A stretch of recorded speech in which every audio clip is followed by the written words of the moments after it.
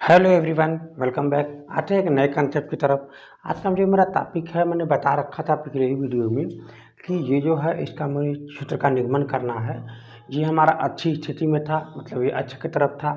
ये हमारा ऊर्ध्वाधर मतलब निरक्षी में है, जो ऊर्ध्वाधर की तरफ है, मगर ये 90 डिग्री पर है और ये जो है थीटा एंगल पर है।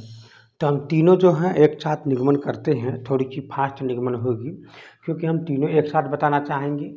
तो एक बात मैं बता दूँगा, एक ही वीडियो में अगर आप तीनों मतलब जो पाओगे तो समझ लीजिए कहीं न कहीं हम वीडियो को फास्ट मतलब बताएँगे। तो अगर हम यहाँ पर फास्ट बताते हैं और आपको कोई चीज़ समझ में नहीं आती है तो इसे ज़रूर ही इसे पीछे करके फिर से समझने की कोशिश करेंगे तो आपको अच्छी तरह से समझ में आ जाएगा। अब हम आते हैं, एक बात और कहना चाहूँगा। सबसे पहले आप वीडियो को फुल एचडी में कर लीजिए ताकि आप बोर्ड पर साफ से अच्छे से देख पाएँ। हम थोड़ी सी अक्षर को छोटा लिखेंगे जो कि आपको आराम से समझना होगा। हम लोग आते हैं इस कंसेप्ट की तरफ। तो पहला मेरा है अच्छी स्थिति में कुछ नहीं करूँगा। जो दैनिक जीवन में जो इसके साथ घटनाएँ मैंने सीखा है वही मैंने करके इसको मैंने सॉल्व करने की कोशिश करूँगा। ठीक है ना। आज की देखते हैं हम यहाँ पर।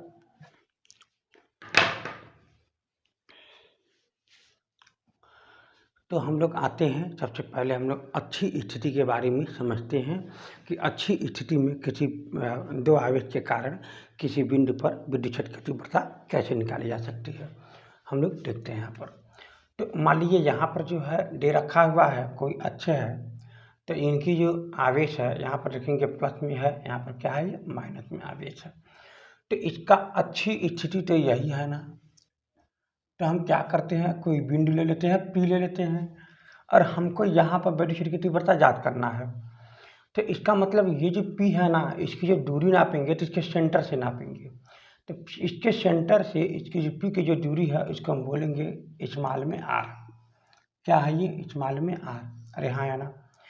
अब फिर क्या कहता है कि जो इनकी जो बीच का जो दूरी है वो हम बोलेंगे 2d। क्या है यहाँ पर, ये 2 और ये d। अरे हाँ या ना। अच्छा, अगर ये 2d है, सेंटर है, इसका मतलब ये वाली जो दूरी है वो d होगा। अरे हाँ या ना।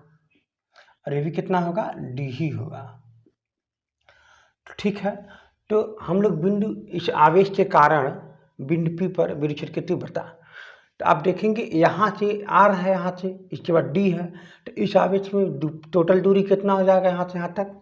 अर्थात हम देखेंगे प्लस में q आवेश के कारण, जैसे मैं बात करूँ, हम यहाँ पर स्टेप समझाना चाहता हूँ। जैसे मान लीजिए अगर देखा जाए तो यहाँ पर कोई बिंदु है और ये आपका पहला बिंदु है जिसे प्लस में q बोलेंगे, और इनका जो बिंदु यहाँ पर है ये p है। तो आप देखोगे ये प्लस होने के नाते इसकी विद्युत क्षेत्र की तीव्रता इधर जाएगी, बाहर की तरफ, अर्थात इसकी दिशा इधर जाएगी। तो हम इसको बोलेंगे कि विद्युत क्षेत्र की तीव्रता जो है ई पी किसके वजह से, प्लस में q वजह से, अर्थात पहले पॉइंट की वजह से। तो हम इसको बोलेंगे 1, मतलब ई बताना है P पर 1 की वजह से, अर्थात पहले आवेश की वजह से। ये पहला आवेश मान लीजिए, ये आपका दूसरा आवेश है मान लीजिए। ठीक है ना। तो इसका मतलब ये हुआ कि इसके विद्युत क्षेत्र की तीव्रता क्या कहता है कि Q अपान में दूरी कितना है, R प्लस में D।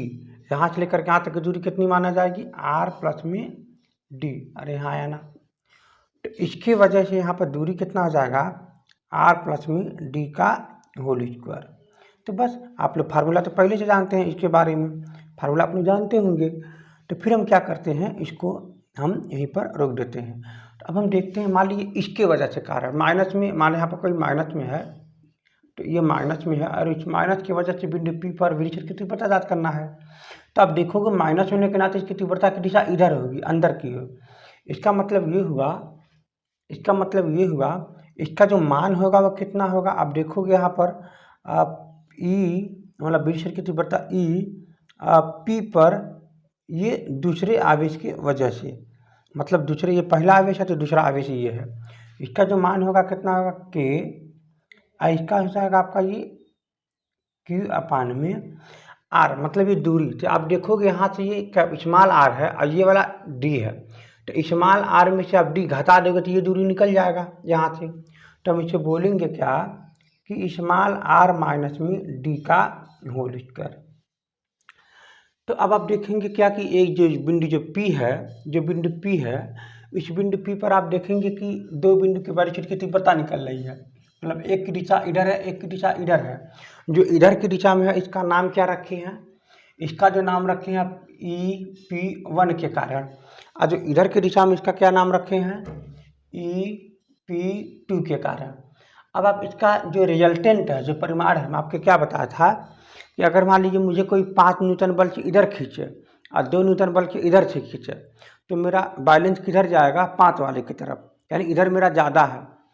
तो हम क्या करेंगे, ज़्यादा वाले में से 2 घटा देंगे तो बचेगा 3 न्यूटन का बल मेरे शरीर पर लग रहे हैं। ऐसे ही वहाँ पर भी है। हम लोग पहले बारीकी से समझेंगे। तो अब आपको ये बताना होगा कि ये दूरी ज़्यादा है, क्योंकि देखिएगा स्मॉल r प्लस में d, इसकी दूरी ज़्यादा है यहाँ से और इसकी दूरी यहाँ से कम है। तो कम वाले से विद्युत क्षेत्र की तीव्रता यहाँ पर ज़्यादा होगा, इसका मतलब ये वाला ज़्यादा होगा, ये वाला ज़्यादा होगा कंडीशन में। तो हम यहाँ पर ये कह सकते हैं कि E जो P2 है वो ज़्यादा है किससे, EP1 से। तो इसका रिजल्टेंट कितना हो जाएगा, मान लीजिए यहाँ पर जो रिजल्टेंट है EP है, क्या है EP, मतलब बिंदु P पर विद्युत क्षेत्र की तीव्रता। तो हम इसे बोलेंगे EP बराबर में ज़्यादा वाले में से कम को घटा देंगे, तो इसका मतलब ये हो जाएगा EP2 माइनस में EP1। अरे हाँ या ना, मैं उम्मीद रख रहा हूँ आप ये बात समझ गए होंगे। अब हम देखिए, अगर आप इसके आगे नहीं समझ में आया हो यहाँ तक, तो आप फिर से पीछे जा करके थोड़ी से कंसेप्ट को समझें तो आपको समझ में आ जाएगा। तो हम देखते हैं यहाँ पर क्या करते हैं, इसका मान हम यहाँ पर रख देते हैं। तो पहला जब हम मान यहाँ पर रखेंगे तो ये आपका हो जाएगा Q/में R माइनस में D का होल स्क्वायर। फिर क्या हो जाएगा माइनस, इसका मान रखेंगे तो क्या हो जाएगा Q/में R प्लस में D का होल स्क्वायर।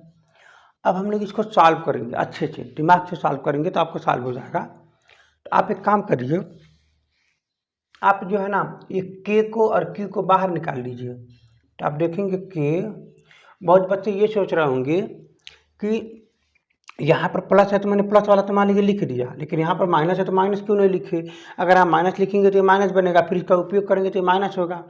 लेकिन ऐसा नहीं है मेरे प्यारे बच्चों, यहाँ पर बिल्कुल भी ऐसा नहीं है। मैं बताता हूँ क्या है वजह। ये जो माइनस है ना, ये जो माइनस मान लीजिए आवेश, ये मान लीजिए प्लस है, ये मान लीजिए माइनस है, तो माइनस सिर्फ इतना ही दिखाता है कि इसका डायरेक्शन इधर है। अब प्लस होने का मतलब ये दिखाता है कि इसका डायरेक्शन इधर है, बस। तो अगर हम डायरेक्शन ये दिखा देता है तो हमको यहाँ लिखने की ज़रूरत नहीं है, ये हमारा रिजल्टेंट है, ये हमारा परिणाम है, समझ में आ गया। तो हमको यहाँ पर डायरेक्शन वाला जो प्लस माइनस नहीं लिखना है, यहाँ हमको सिर्फ बड़ा जानना छोटा जानना, तो बड़े वाले में से छोटे को घटा देंगे। इसके बाद हमारा रिमेन यहाँ से परिमाण यहाँ से आ जाएगा, ठीक है, परिणाम यहाँ से निकल जाएगा। तो आपको यहाँ पर माइनस प्लस से परेशान नहीं होना है। तो इसका मतलब यहाँ पर मैं देखूँगा कि K और Q यहाँ पर मैं कॉमन ले लूँगा। तो अब बचेगा क्या अंदर, 1 माइनस में R माइनस में D का होल स्क्वायर माइनस 1 में R प्लस में D का होल स्क्वायर। मैं उम्मीद रख रहा हूँ इतनी बात आप समझ गए होंगे। अब हम देखते हैं, इसका गुणा यहाँ करेंगे, इसका गुणा यहाँ करेंगे। नियम कानून तो आप जानते होंगे सॉल्यूशन का, ठीक है। तो हम देखते हैं यहाँ पर, हमारे यहाँ पर लिखा है Q कोष्ठक में, जैसे इसका गुणा यहाँ करेंगे तो आपका बन जाएगा R प्लस में D का होल स्क्वायर माइनस इसका गुणा यहाँ करेंगे तो माइनस में हो जाएगा आपका ये D स्क्वायर। फिर आपस में भी गुणा कर दीजिएगा, R माइनस में D का होल स्क्वायर इंटू में यहाँ हो जाएगा R प्लस में D का होल स्क्वायर। अरे हाँ है ना, ये आपका कोष्ठक में बन। आप इतनी बात आप समझ गए होंगे, इनका आपस में गुणा होता है, इसका गुणा यहाँ होगा, इसका गुणा यहाँ होगा। मैंने इतना बात कम कर दिया।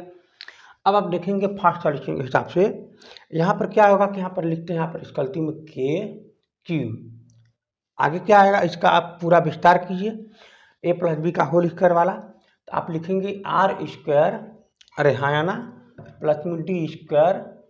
फिर इसके बाद क्या लिखेंगे, माइनस में लिखेंगे ना, यहाँ पर बोलिए, नहीं प्लस का है तो इसका मतलब प्लस में 2RD। अब ये माइनस में है तो माइनस में लिखेंगे, पूरे के अंदर कोष्ठक में इसको सॉल्व करेंगे। R स्क्वायर ये हो जाएगा प्लस में D स्क्वायर, फिर माइनस में 2RD। अरे हाँ है ना। अब नीचे क्या होगा ना, मैं आपको समझाना चाहूँगा, ये 2 बार है, ये भी 2 बार है, तो आप इसको लिखो। ये हो जाएगा R माइनस में D, ये हो जाएगा R माइनस में D, फिर ये हो जाएगा R प्लस में D, फिर ये हो जाएगा R प्लस में D। अरे हाँ है ना। तो अब हम देखेंगे, एक इसके साथ लेके साथ फार्मूला लगा लेंगे और एक इसके साथ फार्मूला लगा लेंगे नीचे वाले का। अब ऊपर आते हैं, ये हो जाएगा के और ये क्यू, इसको आपस में आर स्क्वायर प्लस में डी स्क्वायर प्लस में 2RD, ये हो जाएगा minus R square minus D square plus में 2R में डी बट्टे। अब आप देखोगे ये इसके साथ लिख दीजिए, ये इसके साथ लिख दीजिए, तो आप क्या लिख देंगे आर माइनस में डी एक साथ, फिर यहाँ पर आर प्लस में डी, फिर यहाँ लिख देंगे आर माइनस में डी और फिर यहाँ लिख देंगे आर प्लस में डी। अरे हाँ है ना, मैं समझाने के लिए इतना विस्तार से कर रहा हूँ, नहीं तो हम उसे डायरेक्ट सॉल्व कर सकते थे। ये हो जाएगा के क्यू। आप देखोगे ये वाला दोनों सब कैंसिल हो जा रहा है और इनको हम जोड़ देंगे तो ये बन जाएगा 4RD अपान में, नीचे क्या बन जाएगा ज़रा देखिएगा, फार्मूला होता है a माइनस बी फिर a प्लस बी, तो अर्थात a minus B a plus B अर्थात a स्क्वायर माइनस में बी स्क्वायर, तो a स्क्वायर मतलब यहाँ पर हो जाएगा आर स्क्वायर माइनस में डी स्क्वायर। वही फार्मूला यहाँ भी बन जाएगा आर स्क्वायर माइनस में डी स्क्वायर। अरे हाँ है ना। अब देखिए आर स्क्वायर माइनस में डी स्क्वायर यहाँ भी है, आर स्क्वायर माइनस में डी स्क्वायर यहाँ भी है, ये दोनों दो बार है तो हम इसको स्क्वायर लगा देंगे दोनों पर, तो ये हो जाएगा के क्यू कोष्ठक में, यहाँ हो जाएगा 4RD अपान में, नीचे क्या हो जाएगा आप देखोगे आर स्क्वायर माइनस में डी स्क्वायर का पूरे का होल स्क्वायर। अरे हाँ है ना। तो मैं उम्मीद रख रहा हूँ आप ये बात पूरे के समझ गए होंगे। तो अब हम यहाँ से इसको और अच्छे से कुछ लिखना चाहता हूँ। अगर यहाँ पर विद्युत ध्रुव यहाँ पर क्या लिखा गया है, यहाँ पर लिखा गया प्लस में 4 माइनस में है और 2D बीच का दूरी है, तो इसका आघूर्ण जो हो जाएगा P इक्वल टू में 2D हो जाएगा आपका ये 2QD। अरे हाँ है ना, ये आघूर्ण हो जाएगा। मैं इसके बारे में बारीकी से समझाया हूँ, अर्थात एक थे आवेश और दोनों के बीच की दूरी के गुणा कर देंगे तो विद्युत ध्रुव आघूर्ण हो जाएगा। इसे हम लोग आघूर्ण नाम से जानते हैं। इसका मात्रक क्या होता है, कूलाम मीटर होता है, और क्या होता है डिबोई होता है या डिबाई बोलते हैं उसको, मैं इसके बारे में चर्चा किया है। तो अब आप देखोगे क्या कि यहाँ पर जो है ना, ये जो बहुत दूरियाँ ये कम होती है, अर्थात डी वाली जो होती है दूरी कम होती है, आर ज़्यादा होता है। इसके बारे में मैं एक बात कह सकता हूँ, तो ये द्विध्रुव होने के नाते उनके बीच का दूरी बहुत कम होता है और ये वाला आर दूरी ज़्यादा होता है। तो मैं ये बात कह सकता हूँ कि R is greater than D, मतलब आर से जो डी है मान बहुत ज़्यादा होता है, तो इसीलिए हम यहाँ पर डी का मान को ख़त्म कर देंगे। तो डी बराबर में 0 ले लेंगे, यहाँ पर क्या ले लेंगे, डी बराबर में 0। कारण क्या है कि जो डी का जो मान है बहुत कम है आर से। अरे हाँ ना, तो हम क्या करते हैं यहाँ पर डी बराबर 0 लिख देते हैं और हम इसको आगे सॉल्व करते हैं। तो यहाँ हो जाएगा आपका के क्यू कोष्ठक में यहाँ पर आ गई, तो ये आपका हो जाएगा 4RD, नीचे बन जाएगा ये 0 बन जाएगा, तो r पर पावर स्क्वायर है तो यानी यहाँ पर स्क्वायर तो पावर 4 बन जाएगा। अरे हाँ है ना। अब ये एक आर यहाँ से कैंसिल होगा तो 3 बार r बचेगा, पक्का ना। इसका मतलब ये हो जाएगा यहाँ पर के क्यू यहाँ पर बन जाएगा आपका ये 4D अपान में, आपका यहाँ पर हो जाएगा आपका ये r पर पावर में 3, r पर पावर में 3। अच्छा, इस 4 को आप यहाँ से 2 भागों में तोड़ कर लिख लीजिए। आप इसको बोल सकते हैं k, यहाँ पर लिख सकते हैं 2, फिर यहाँ लिख सकते हैं, इसको आप अंदर कर दीजिएगा 2QD, इसको आप बोल सकते हैं r पर पावर में 3। आप देखिएगा मैं 4 को मैंने 2 दूना 4 हो जाएगा, दोनों गुणा करने पर अलग अलग कर दिया हूँ मैं इसको, और यहाँ पर Q अंदर कर दिया फिर D, यानी ये वाला मिल करके इसका मतलब बन जाएगा K 2P अपान में R पर पावर में 3 बन जाएगा। तो मैं उम्मीद रख रहा हूँ आप ये बात समझ गए होंगे कि बिंदु P पर विद्युत क्षेत्र की तीव्रता जो होगा EP बराबर में K Q, यहाँ पर हो जाएगा आपका 2P अपान में R पर पावर में 3, और यहाँ पर K का जो मान है वो क्या हो सकता है, 1 अपान में 4 पाई एप्सिलॉन में नॉट इज इक्वल टू में K, यही K का मान आप यहाँ पर रख दीजिएगा। तो मैं उम्मीद रख रहा हूँ ये बहुत आसान कंसेप्ट है, लेकिन आप समझ में आ गया होगा तो अच्छी बात है। अगर आपको नहीं समझ में आया होगा तो थोड़ी सी आप पीछे जाएं और बारीकी से समझने का प्रयास करें, आपको 100% उम्मीद है कि समझ में आ जाएगा।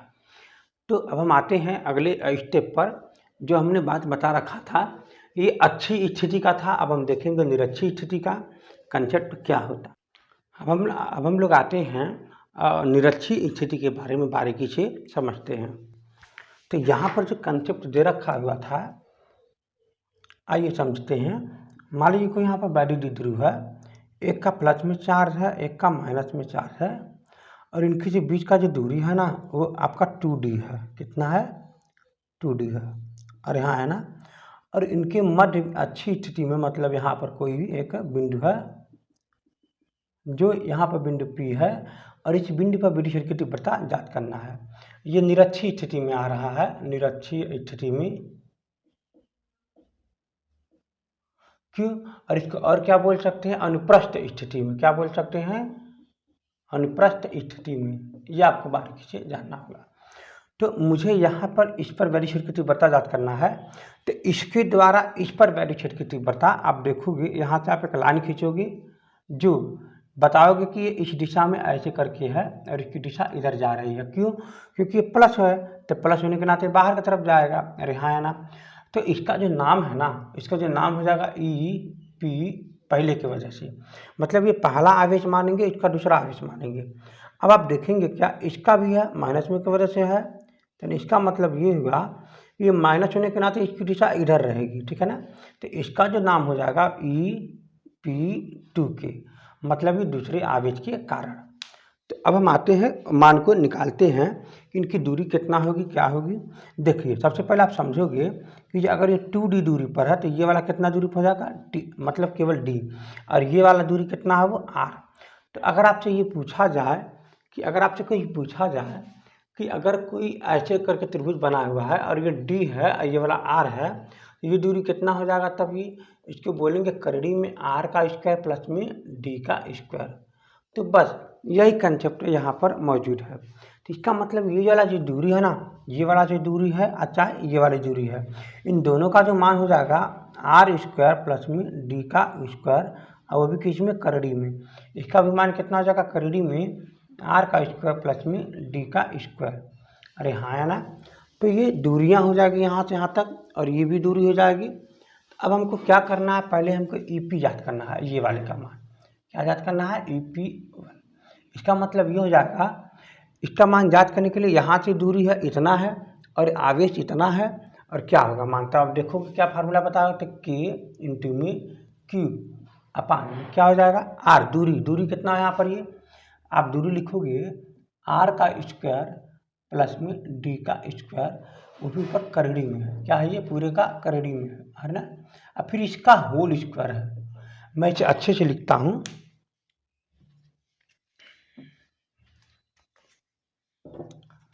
तो यहाँ पर देखेंगे Q अपान में इनका दूरी कितना, करड़ी में R स्क्वायर प्लस में D स्क्वायर, फिर पूरे का होल स्क्वायर। अरे हाँ है ना।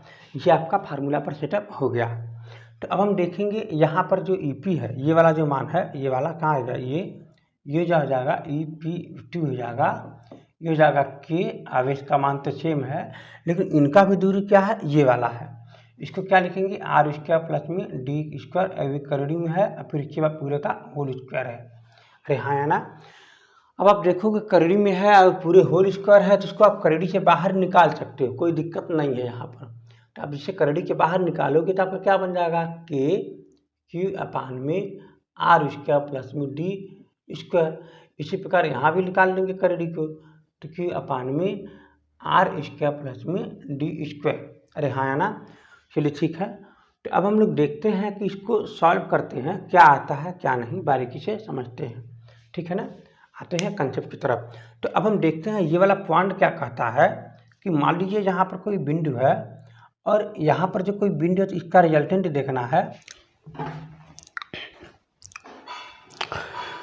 थोड़ा सा रुमाल खोजने चले गए थे, गर्मी हो रही थी, तो फैन आपके लिए बंद करके हम काम करते हैं, लेकिन आप लोग अपना काम नहीं करते हैं। इसको आप भाई लाइक करिए वीडियो को, जो है अच्छा लगे ताकि। तो हम लोग देखते हैं यहाँ पर बहुत ऐसी कंसेप्ट छिपा हुआ है, जो कि हम इसको जो है इसके आगे सॉल्व करने जा रहे हैं। ये जो बिंदु P है, मान लीजिए यहाँ पर जो बिंदु है ये हमारा P है, एक इधर साइड डायरेक्शन गया हुआ है, इसका हम नाम दे देते हैं EP2, और एक डायरेक्शन इधर का तरफ गया हुआ है। इसका जो नाम दे देते हैं EP1। अरे हाँ है ना। तो हम यहाँ से जो ये आपका वर्टिकल लाइन जो दे रखा है ऊर्ध्वाधर, तो हम इसी तरफ में हम एक दो बात लेते हैं यहाँ से, ठीक है ना।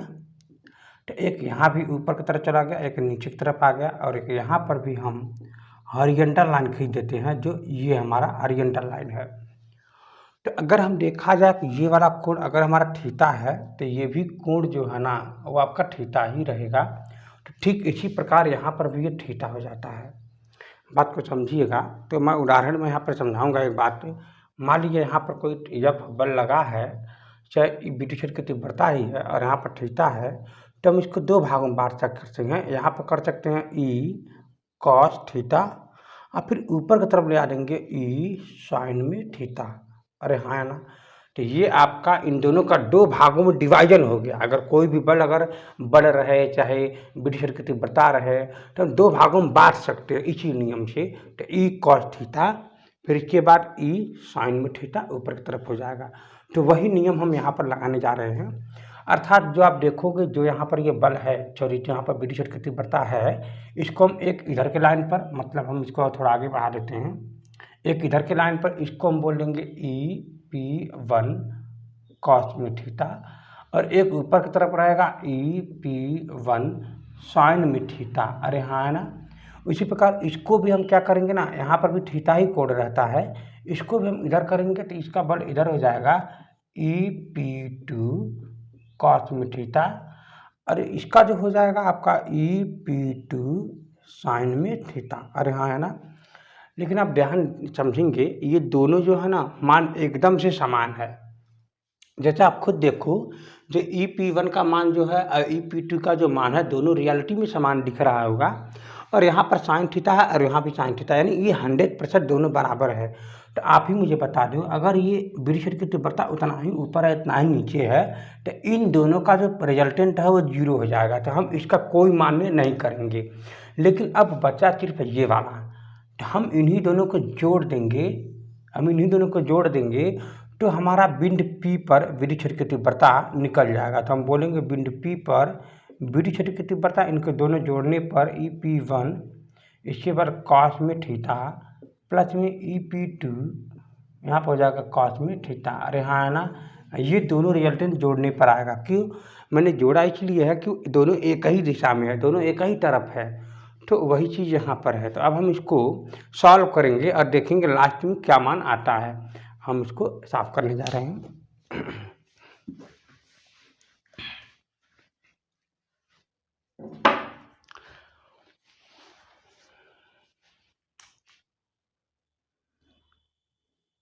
तो इसका जो ये मान दे रखा हुआ है हम यहाँ पर रखेंगे, तो देखेंगे यहाँ पर ये EP मतलब विद्युत क्षेत्र की तीव्रता बिंदु P पर कितना मान आया है, EP1 यहाँ हो जाएगा cos में थीटा प्लस EP2 यहाँ हो जाएगा cos में थीटा। इसका मतलब cos थीटा दोनों में है तो हम कॉमन ले सकते हैं। तो cos थीटा कॉमन हो जाएगा, EP1 प्लस में हो जाएगा EP2। अरे हाँ है ना। तो फिर हम क्या करेंगे, दोनों का मान हम यहाँ पर निकाल करके यहाँ से जो मान दे रखा है वह इसका मान ये और इसका मान ये हम इसे रख कर सॉल्व करेंगे। तो यहाँ देखेंगे EP यहाँ पर हो जाएगा इक्वल टू में cos थीटा, अब का मान जो है यहाँ पर रखेंगे। तो यहाँ दे रखा K Q अपान में R² प्लस में D², फिर प्लस में K Q अपान में R² प्लस में D²। अरे हाँ है ना। दोनों का मान समान था। अब देखोगे दोनों एक ही चीज़ है। तो अब देखोगे जो चीज़ दो, मान लीजिए 2 है 2 बार, तो 2 है 2 बार, तो गुणा कर देंगे तो 4 आ जाएगा। मान लीजिए यहाँ पर लिखा है 3 जो है, 3 को मैंने मान लीजिए 3 बार जोड़ रहे हैं, 3 को मान लीजिए 2 बार जोड़ रहे हैं, तो हम इसको बोलेंगे 2 गुणे में 3, तो कितना आ जाएगा 6। भाई 2 बार है, कौन है 2 बार, 3 है, तो 2 गुणे में 3 यानी 6 बार। तो यानी अब आप ये बात समझ रहे होंगे कि गुणा को हम अगर एक ही चीज़ अगर 2 बार है तो हम इसको लिख सकते हैं जोड़ में, यहाँ पर cos में थीटा लिख सकते हैं 2 गुणे में K, फिर यहाँ पर Q अपान में R² प्लस में D²। अरे हाँ है ना। अगर ये 2 बार है तो हम उम्मीद रख रहे हैं आप ये बात समझ गए होंगे। अब हमको क्या करना है, यहाँ से कॉस थीटा का मान निकालना है। ये अगर थीटा है तो आप देखेंगे, समझने की कोशिश करिएगा। अगर ये थीटा है और इनकी जो ये आर है और ये वाला यहाँ पर डी है और ये वाला यहाँ पर करेरी में आर स्क्वायर प्लस में डी स्क्वायर होगा, तो उस कंडीशन में क्या कहता है, cos theta is equal to में आधार बट्टे में कर्ण, यानी ये हो जाएगा आधार बट्टे में कर्ण, जिसका कॉस थीटा का जो मान हो जाएगा ये हो जाएगा डी अपान में करेरी में आर स्क्वायर प्लस में डी स्क्वायर। अरे हाँ है ना, तो ये आपको बारीकी से समझना है कॉस थीटा का मान निकालने के लिए। तो मैं यहाँ पर कॉस थीटा का मान निकाल करके यहाँ पर रख देते हैं। अरे हाँ है ना, जैसे कॉस थीटा का मान यहाँ रखते हैं तो यहाँ बन जाएगा डी अपान में कोष्टक यहाँ पर नीचे आ जाएगा आर स्क्वायर प्लस में डी स्क्वायर, फिर यहाँ पर गुणे में यहाँ पर क्या है 2k क्यू अपान में आर स्क्वायर प्लस में डी स्क्वायर। अब आपको पता होगा कि जहाँ पर करेरी होता है वहाँ पर पावर 1/2 होता है।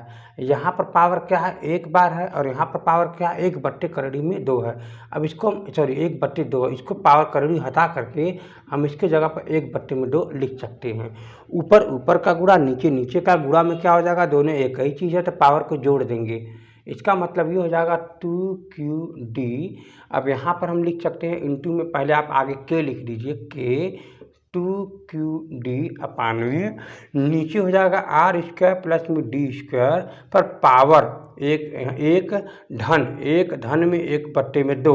भाई 1 धन में 1/2, 2 का नम 2 1 3, इसको लिख सकते हैं 3/2।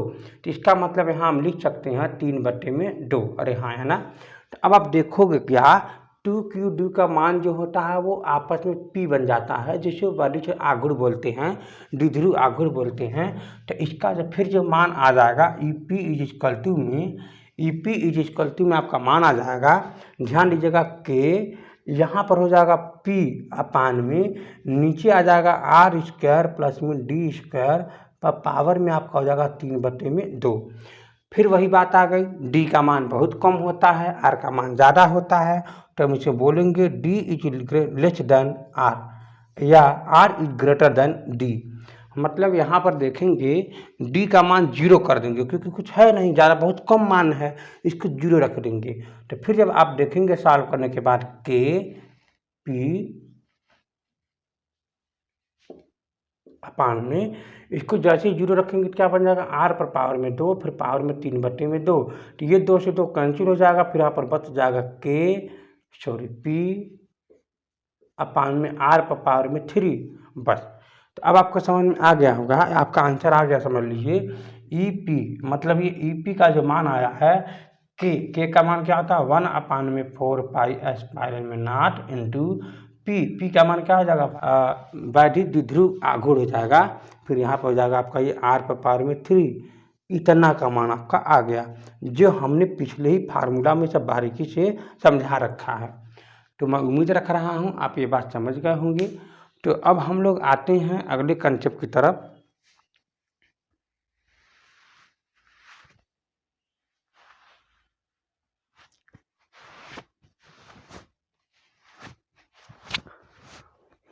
तो हम एक जो है छूटा हुआ है, हम इसको अभी हम न सॉल्व करके हम कल सॉल्व करते हैं, उसको हम लोग बारीकी से समझ लेते हैं। तो आज के लिए सिर्फ इतना ही, लेकिन इससे पहले आपको वीडियो को लाइक ज़रूर करें।